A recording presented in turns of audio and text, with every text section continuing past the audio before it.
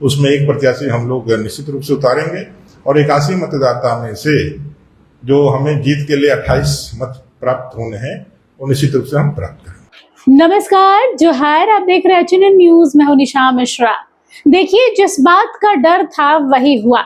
राज्यसभा की 2 सीटों पर 18 जून को मतदान होने हैं और इससे पहले इस सीट की इन 2 सीटों को लेकर घमासान मचा हुआ है झारखंड में, जहां एक और जेएमएम, कांग्रेस, राजद, भाकपा और माले मिलकर चाह रहे हैं कि भाई ये दोनों सीटें हमारे पाले में आए। खास तौर पर बात करें जेएमएम की तो सत्तारूढ़ पार्टी है इस झारखंड में और हेमंत सोरेन कहीं से भी नहीं चाहते हैं कि उनके हाथ से ये दोनों सीटें जाएं और इसी को लेकर लंबे समय से ये कवायद चल रही थी कि क्या भाजपा इसमें अपना उम्मीदवार उतारेगी।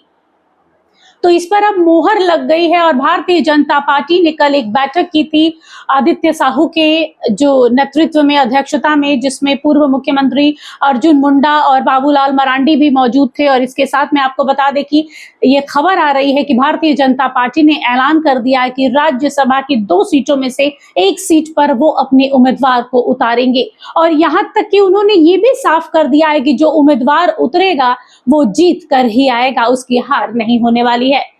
जैसा कि आप सबको मालूम है कि झारखंड में 2 राज्यसभा की सीटें जो रिक्त हो रही है उसके लिए चुनाव आयोग ने अधिसूचना जारी कर दी है और जिसके नामांकन की तिथि 8 जून को है और निर्वाचन 18 जून को है।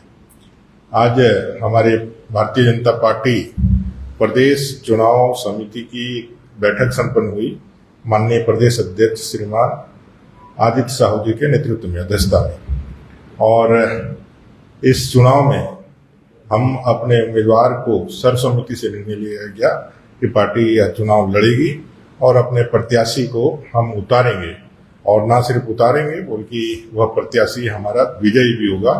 इस निर्णय के साथ आज की इस चुनाव समिति की बैठक संपन्न हुई। सर, पार्टी जो भी कैंडिडेट को उतारेगी वो राज्य से होंगे, बाहर से होंगी, कैसा चर्चाएं चल रही है? पार्टी के कार्यकर्ता होंगे। सर, जेएमएम ने एक लेटर लिखा है मुख्य चुनाव आयुक्त को कि बीजेपी के पास संख्या बल नहीं है, उसके बावजूद भी वो लोग इलेक्शन लड़ रहे हैं और यहाँ तक कि भी उसमें अर्ज किया गया है कि ईडी से लेके जितने भी ये एजेंसी है उनको एक्टिव होने की जरूरत है क्योंकि बीजेपी हॉर्स ट्रेडिंग करेगी। देखिए, चोर की दाढ़ी में तिनका, उल्टा चोर कोतवाल को डांटे। आज गठबंधन की क्या हालात है किसी से छिपा नहीं हुआ है। राज्यसभा के निर्वाचन को लेकर के कांग्रेस जेएमएम में क्या नूरा कुश्ती चल रही है, किसी से छिपा हुआ है क्या? उन लोगों को खुद ही अपने में एक सहमति नहीं है। जो 56 की वो दावे कर रहे हैं वो 56 में 56 है क्या? आज उनके अंदर ही अंतर कला है और जो बात एलिगेशन हम लोग लगा रहे हैं वो उस मत के अब खिलाड़ी हो गए हैं जिन्होंने झारखंड को बेचने का और खरीदने का जिनका पुराना अनुभव है और दूसरे को ज्ञान ना दे तो अच्छा है। हॉर्स ट्रेडिंग उन्हीं लोगों ने यहाँ पर इंट्रोड्यूस किया और राज्यसभा में यहाँ क्या हुआ, कलंकित हुआ, ये तो झारखंड मुक्ति मोर्चा का पुराना इतिहास रहा है। आज वो निश्चित रूप से इस चुनाव में वो भी कुछ न कुछ अपने मन के अंदर या रखे हुए हैं कि हम 2-3 जो भी उनका है कैसे हम करेंगे वो चलना है। अब दूसरा विषय यह है कि आपका 56 इंटैक्ट है, एक बस तो जो मैंने कहा, तो फिर वो कोई घोड़ा बकरी है क्या जो बिक जाएगा? इंटैक्ट है तो इंटैक्ट है, आपके पास है तो डरने की क्या बात है? लोकतांत्रिक अधिकार है हमें चुनाव लड़ने का। हम अपने विचारों के साथ चुनाव क्यों नहीं लड़ने जाएंगे? हम अपना संवैधानिक अधिकार छोड़ दे क्या किसी के कहने से? ठीक है, हमारे पास आज आपको लग रहा है कि संख्या बल नहीं है, लेकिन अंतरात्मा भी तो कुछ होती है लोगों। 81 मतदाता है, 81 मतदाता आज राज्य के अंदर, ठीक है आपको मैंडेट है राज्य के विषयों पर, लेकिन केंद्र में तो सभी लोग यह मानते हैं कि मोदी जी का जलवा है, मोदी जी का काम है, मोदी जी का विकसित भारत का सपना है 2047 का और उनको मजबूत रखना है। तो लोग अंतरात्मा से भी अपने विवेक का विचार करके भी वोट, मतदाता तो मतदान के लिए इसीलिए होता है। तो मुझे पूर्ण विश्वास है, पार्टी को ये पूर्ण विश्वास है कि इस निर्वाचन में, इस राज्यसभा के निर्वाचन में 2 सीटें हो रही है, उसमें एक प्रत्याशी हम लोग निश्चित रूप से उतारेंगे और 81 मतदाता में से जो हमें जीत के लिए 28 मत प्राप्त होने हैं वो निश्चित रूप से हम प्राप्त करेंगे। सर, तो ओडिशा या बिहार का मॉडल रेप्लिकेट होगा कॉन्फिडेंट?